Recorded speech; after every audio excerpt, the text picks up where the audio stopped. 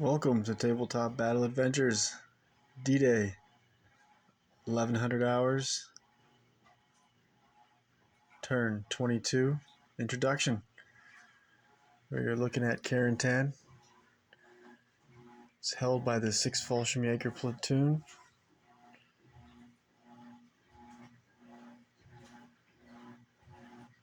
Both bridges leading into Carentan also held by 6th Fallschirmjäger. The river lock also held by 6th Fallschirmjäger. The river lock is open, has been for the entire battle,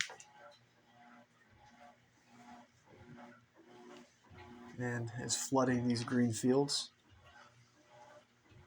Infantry advance, no run, and no vehicles. Once the river lock is closed in D3 turns, the fields will be dried up and able to be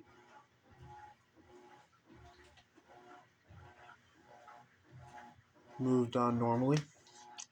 Hedgerows block line of sight unless there is walls along the hedgerows, and then they do not block line of sight. Go over the 6 Fallschirmjäger's positions and the casualties they've taken last turn and overall in the battle.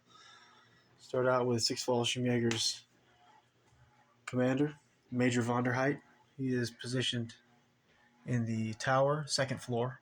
His radio operator is in the top of the tower. He'll be starting on ambush. In the courtyard of the headquarters, medium mortar. They will be hitting on a 4.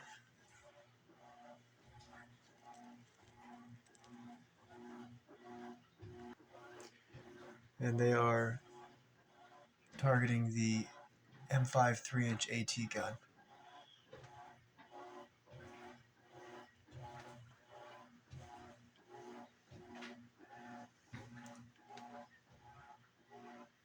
Medium machine gun team positioned in this building, 2nd floor, behind the window.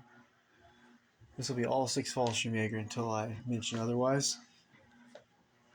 Forward observer spotter, positioned here. 3rd section leader.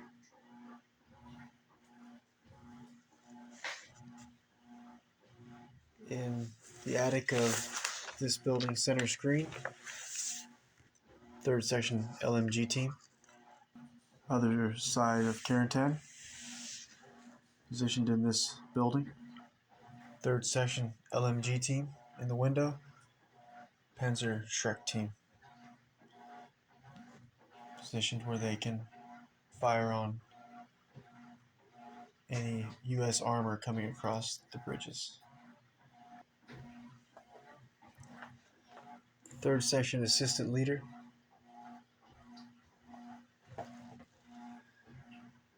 3rd section 2 riflemen with Panzerfaust.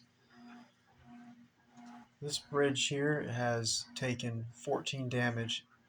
36 damage will destroy the bridge. The other bridge has taken no damage and is also 36 damage in total to destroy. The bridges are main objectives for the Germans to protect, for they want to be able to move freely back and forth, either to fall back or to push forward on the counterattack. Turn 24, 1 company from Panzer Lehr Division will be arriving in Carentan.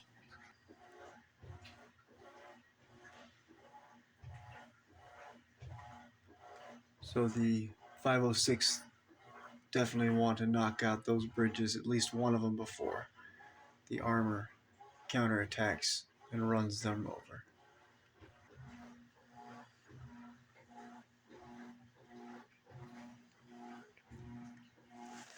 The other side of the bridge, 1st section, soldier and his wounded comrade. 1st section leader and the 1st section LMG team. Platoon sergeant, 2nd section LMG team, center screen. second section leader next to them on the right, and 2 soldiers from second section holding the river lock. There's another wounded 6th Fallschirmjäger soldier here from first section, bleeding out the end of next turn.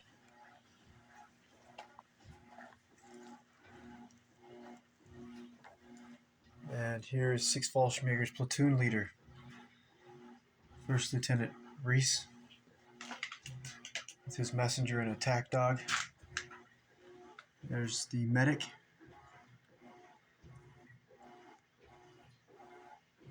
And this is also 6th Fallschirmjäger, 3 soldiers from the forward observer team. The reason some of 6th Fallschirmjäger has about a third of their platoon is pushed forward was to reinforce the 1058 Grenadiers, who have taken massive losses. I believe there's only 6 of them left. We'll go over their positions and who's left after the 6th Fallschirmjäger. Continuing with the 6th Fallschirmjäger, 3rd section soldiers with rifles, Panzerfausts, 2nd floor of the ruined building. Also 6th Fallschirmjäger's flamethrower team.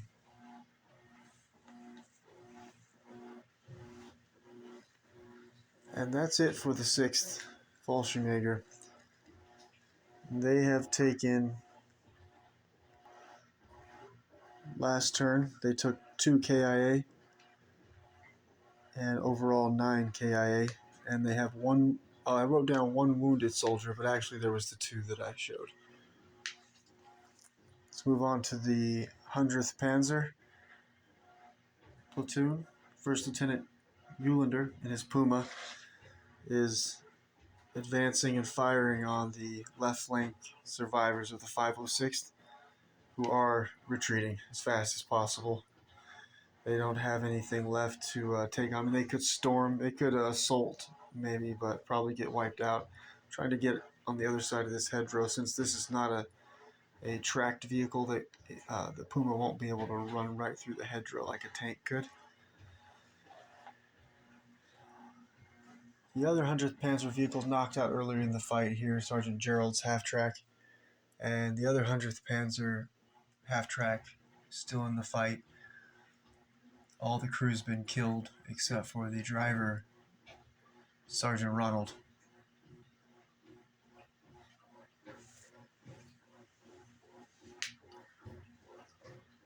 And now we'll move on to the 1058 Grenadiers. Last turn they took no new KIA. They have 1 new wounded soldier here who's down, which is the first section leader, bleeding out in a few turns. 1058 Grenadiers is who I'll be mentioning until I move on from them. They've taken incredible losses. Overall, they've taken 28 KIA in the battle and 0, like I mentioned last turn. Oh, also 6th Fallschirmjäger has a second section LMG team of first floor of this building. There they are. Okay, then 1058 Grenadiers here on the balcony, 3rd section assistant leader. And inside of the 1058's headquarters, First Lieutenant Kreutner, still in the fight with his radio operator, the sniper, and the 2 gunners from 3rd section, 2 LMG gunners. Both loaders have been killed. And that's it. So there's 6 soldiers remaining for the 1058 Grenadiers. And then the 1 wounded soldier I mentioned, 1st section leader. So the 1058 Grenadiers... Oh, actually I was wrong. Okay, so the 6th Fallschirmjäger took 0 KIA last turn, and they have 9 overall and 2 wounded. 100th Panzer, no new casualties, but crushing it on their right flank against the 506 left flank. The 1058 Grenadiers lost 1 more KIA last turn. They have 1 wounded soldier, and then there's the 6 remaining unscathed. So they've taken 29 KIA overall in this battle. And the 506th will move on to the U.S. forces now, have taken a beating also. The 506th took 4 new KIA last turn, 43 overall, and 1 wounded soldier at this time.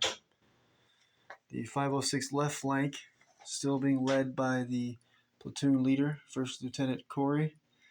He's got starting out with 3 pin markers, and running away with him is the first squad assistant leader, center screen. 1 surviving soldier from the 2nd MMG team, and these 2 soldiers here in the hedgerow, first squad LMG team. And that is it for the left flank, other than we have the 57mm AT gun.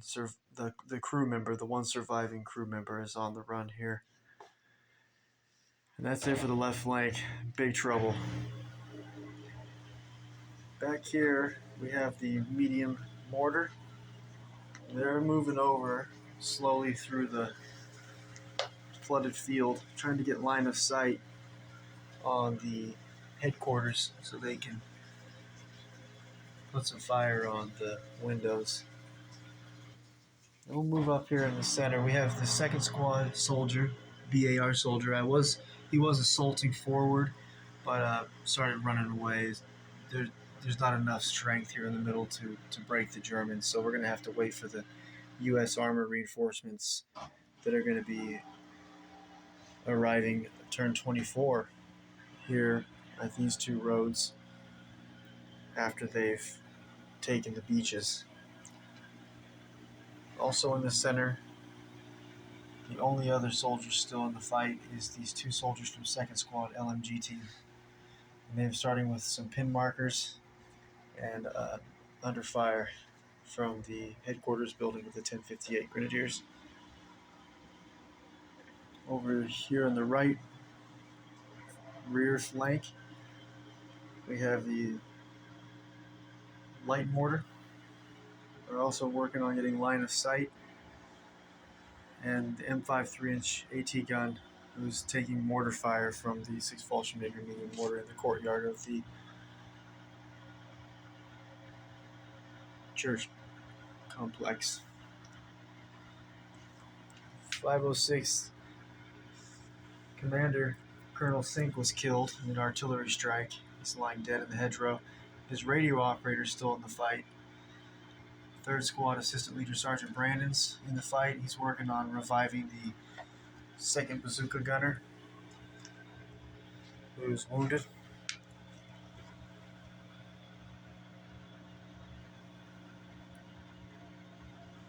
Platoon Commander Captain Carey, he has his radio operator still in the fight too. So there's these 2 radio operators that'll be able to call in artillery and air strikes. Starting on ambush, 2nd Squad Leader Sergeant Braden here in the cabbage. Flamethrower team on the left, and the 2nd LMG team, 2nd Squad LMG team. 3rd Squad soldier here with a submachine gun. 3rd Squad soldier with the BAR here at the end of the corner of the building in a firefight with the 1058 Grenadiers 3rd Section LMG gunner in the window. And then here in this store, 2nd Squad soldier with a rifle who had a hell of a lucky shot and wounded this 6 Fallschirmjäger soldier here. But this is the furthest any U.S. soldier has made it to the main objectives, which is the bridges. It's been an epic fight here in outside of Carentan in the hedgerows. Before we can get to the first dice of this turn, we will be addressing the 506 Platoon Commander's artillery strike that he called in, which was called in on the bridge center screen that's already taken some damage. We'll roll for that artillery strike. And there's also a artillery strike possibly coming in over at Omaha Beach for the 916th Grenadiers that was called in by them on the U.S. forces assaulting the beach.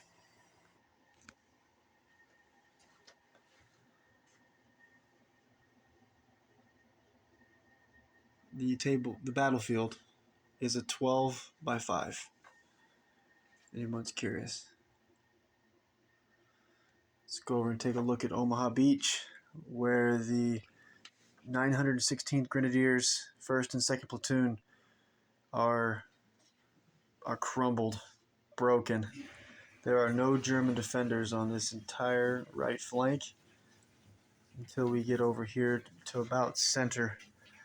And then we have the 2nd Platoon, 1st Section assistant leader, and 2 soldiers who have mortar fire coming in on them. They'll be hit on a 5 this turn by the Rangers medium mortar, center screen.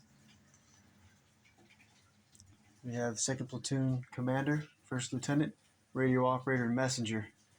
They were all in the bunker, but the bunker has taken 26 damage, and at 36 damage will crumble, explode, kill everyone inside. So they started evacuating. My daughter, she asked to take over command of the German forces. So she told me to counterattack in Carentan and to flee the beaches and spare the Germans. If the Germans leave this far side of the Omaha Beach battlefield, and then they will, in D3 turns, or at the latest turn 24. So I guess then, yeah, now at turn 24 they'll end up on this road or this road. It'll be one or odds, one road, evens, this road here. Inside of this bunker, just to quickly rewind, inside of this building, center window, there's the 1058 Grenadiers sniper who'll start on ambush. And besides that, it was just the Major von der Height in the tower, 2nd floor, starting on ambush for the Germans. I think that was it, actually. And then there's just the one 2nd squad leader for the 506, Sergeant Braden, starting on ambush. All right, back to Omaha Beach. Inside of this bunker, 916th Grenadiers, 2nd Platoon, 1st Section, LMG team. I'm going to try to get them out of there before it is destroyed, but I wanted to it's just such a good opportunity to kill some more GIs as they're coming through this gap here. So fighting withdrawal. And that is it for the Germans' defenders on this right flank. You can see the bodies. There's bodies underneath the debris here, bodies in the buildings, bunkers, all filling the trenches, blood and guts. The center here is a survivor from the knocked out 88 in this bunker. So he's just one of the crew that's escaped. This bunker here is also taken 6 damage, so it's going to be destroyed soon. Germans that you see here are fleeing that bunker, and it's the 2nd Platoon, 1st Section leader, and the 1st Section LMG team. Thinking about leaving the battlefield as ordered by my 7-year-old daughter. Starting in this bunker on ambush, 1st Platoon, sniper, 1st Platoon's 2nd Section leader, and 1st Platoon's MMG team. And this bunker has only taken 7 damage, so it's pretty safe to stay in there for now. Down here we have 2nd Platoon, 3rd Section, LMG gunner. So it's like 1 pin marker, and then we have the 2nd Platoon sergeant, 2 pin markers. 1st Platoon, 1st Section, 3 soldiers. One's the 1st Section leader, all with SMGs, starting on ambush. They're covering the Rangers, well, they're covering this far left flank where the Rangers may try to come around. And in the back of this bunker, covering, there's a, I think you can see it there. There's a opening in the bunker, and there's a flamethrower team from 1st Platoon, 1st Section, covering that side. And 2nd Platoon, 3rd Section leader here in a firefight with the Rangers as they push through the gap. And that's it for the German defenders. So they are definitely going to lose, but that was inevitable from the beginning. U.S. forces firepower is incredible. And they've killed a lot of GIs. We'll go take a look at that next. We'll go over the casualties for the 916th Grenadiers. 916th Grenadiers, 1st Platoon. They took one more KIA this last turn. 44 KIA in the fight, defending Omaha Beach. 916th 2nd Platoon, 3 KIA this past turn, and 32 KIA overall. Brutal. Let's go take a look at the U.S. forces assaulting Omaha Beach. One more thing. In the back of this bunker it's going to be destroyed this turn, there's a tunnel entrance, and it goes under the road and comes up in the small bunker that's also about to be destroyed. And there is another tunnel at the end of this trench that's under the road and comes out inside of this destroyed building. Doesn't really matter anymore, but there really were tunnels at Omaha Beach going under the road. So I did a lot of research while I built this battlefield and made it pretty close to how it really was, on a smaller scale, of course. Let's start here on the left flank. The 116th Infantry, Company A, 1st Platoon, MMG team, platoon guide, platoon leader, 1st Lieutenant, and radio operator. 2 soldiers. Oh, excuse me, this is the heavy machine gun, 2 soldiers still in the fight. Medium machine gun, 2 soldiers still in the fight. 3rd Squad, bazooka team. There's some more soldiers here from 3rd Squad. BAR soldier, 2 riflemen, plus a 3rd Squad assistant leader and another BAR soldier. And 3rd Squad leader has made a cut through the 2nd strand of barbed wire. So they have an opening now in the second barbed wire. 2nd Squad assistant leader and 2nd Squad BAR soldier in position to make a cut there in the barbed wire. Oh, and anytime the U.S. forces, infantry, armor, want to advance or run on the beaches or any of the brown-colored terrain, they have to take a landmine check. On a 10 and under, they pass. On a 11 or 12, they roll on a landmine chart, and on a roll of a 1, they take a 2-inch HE landmine hit. On a 2-up, they take D3 pins and go down. Continuing with the 116th, 2nd Squad soldier, rifleman, working on his wounded buddy from 2nd Squad. Starting on ambush. There is the 116th. This is all 116 till I mention it, switching to the Rangers.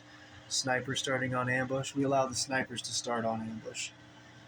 We have the forward observer team, and they just planted explosives on this beach obstacle.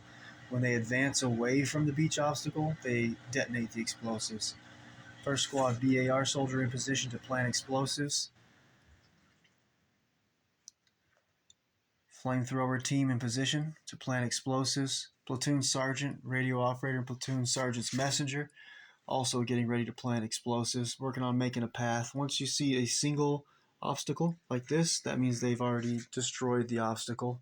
Tanks can roll over that. But if it's 2 obstacles together, then you cannot. This other sniper here, starting on ambush. 1st Squad assistant leader just planted explosives. 1st Squad, two soldiers, 1 BAR soldier, 1 rifleman just planted explosives. and first squad bazooka team. And this is all the way up here. Maybe the furthest up the beach is the 116th first squad leader, about to make a cut through that second strand of barbed wire. See if I missed any. The first squad assistant leader here just planted these explosives. And I think that is it for the 116th. We'll scan back over. We'll switch over now. Oh, and let's go over the 116th casualties. The 116th has taken 0 casualties last turn, but 24 KI overall, and the 1 wounded soldier currently here. Move on to the 2nd Rangers. Here's their heavy machine gun team. Whoop, center screen. Medium mortar. Furthest ahead, this is all 2nd Rangers. Company C, 1st and 2nd platoon. Here's the platoon sergeant for 2nd platoon. 3 Rangers here from 2nd platoon, 2nd squad, assistant leader, 2 riflemen. 2nd platoon, 2nd squad's flamethrower team, 2nd squad leader. Then we have 1st squad leader, the fully painted, and some of 1st squad soldiers. This is still 2nd platoon, by the way. LMG team. And the other half of 1st squad is over here, just kind of running from artillery strikes, and that's how it worked out. And it's a 2nd platoon, 1st squad, assistant leader, and 3 soldiers, 1 BAR soldier. We have the 1st platoon sniper starting on ambush. And without miss anybody here, now we're over to 1st platoon, assistant leader, 2 soldiers with him about to move through the barbed wire they cut. More 1st platoon soldiers, and actually some 2nd platoon soldiers. So 2 soldiers from 2nd platoon, 2nd squad, assistant leader in the front with a rifleman, and 1st platoon, 2nd squad, assistant leader, and his rifleman with him also, who breached the first barbed wire. Pack 40's already knocked out in this bunker. Over this way we have the medic.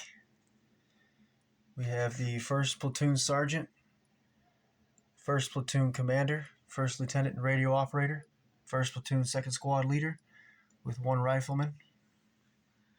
We have 1st platoon 2nd squad bazooka team, 1st platoon 1st squad assistant leader with the light machine gunner, and 1st platoon 1st squad leader with a 1st squad assistant leader and a BAR soldier starting with pin markers. I don't think I missed anybody for the 2nd Rangers, Company C, 1st and 2nd platoon. 743rd Tank Battalion, 1st and 2nd platoon, moving through the breach in the obstacles that was created early in the fight. The crocodile flamethrower tank just reversed to get away from the immobilized M4 Sherman with the dozer blade, who was clearing a great path, but then was immobilized by a FUBAR by the crocodile, and he shot him, killed the company commander lying dead with his radio operator messenger center screen. So he failed FUBAR, killed the company commander, immobilized the tank with the dozer blade. So that's why we're having to explode these beach obstacles with the infantry, or with explosives. And the now dead 916th Grenadiers 1st platoon radio operator center screen, before he was killed, he called in an artillery strike on the immobilized tank, so hell's gonna rain down now. Hopefully we got 6 inches or more away with the crocodile. Let's see then. This is just a hellacious weapon. The T-34 Calliope, probably my favorite tank. Overall killed the most Germans, including destroyed this building. In that epic fire, he killed 12 or 13 Germans in the building, outside the building. Amazing. You'll see it soon. Also the 743rd Tank Battalion, by the way, this is the 1st platoon leader, center screen. And 2nd platoon leader here, immobilized but still in the fight. 1st platoon tank here, 2nd platoon tank, and the company 1st sergeant. And also there is a Navy strike that comes in once. There's a dice for a Navy ship that can fire on the German defenses. 2nd Rangers, 1st Platoon, took 3 KIA last turn, 10 overall in the fight. 2nd Platoon, 0 new KIA last turn, 8 overall in the fight. And the 743rd Tank Battalion took no new casualties, at least no KIA, but with that artillery strike coming in, it's going to get nasty. So by turn 24, this battle will end, and the battle will be the U.S. forces will be arriving here in the hedgerows on the roads, and they will also be transporting their infantry in these half tracks here.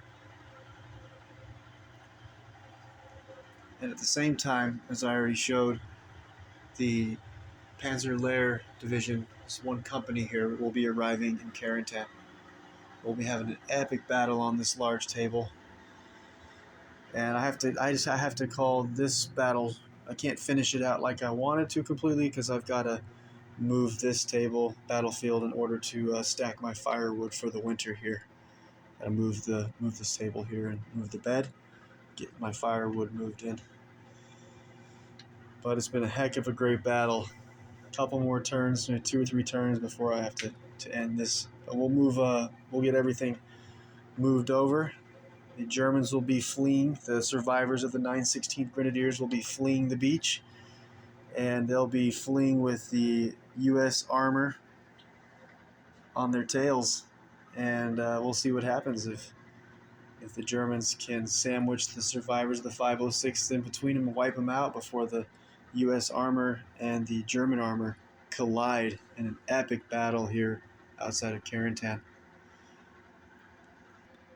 In total, there are 4 U.S. units starting on ambush, 5 German units starting on ambush, 1 each down, 65 order dice in the bag for the U.S. and 38 order dice in the bag for the Germans. First dice will be U.S. First we'll address the artillery strikes, and then ambush roll-offs for initiative, and at last we'll get to the U.S. dice. Thanks for watching. Be about 3 nights.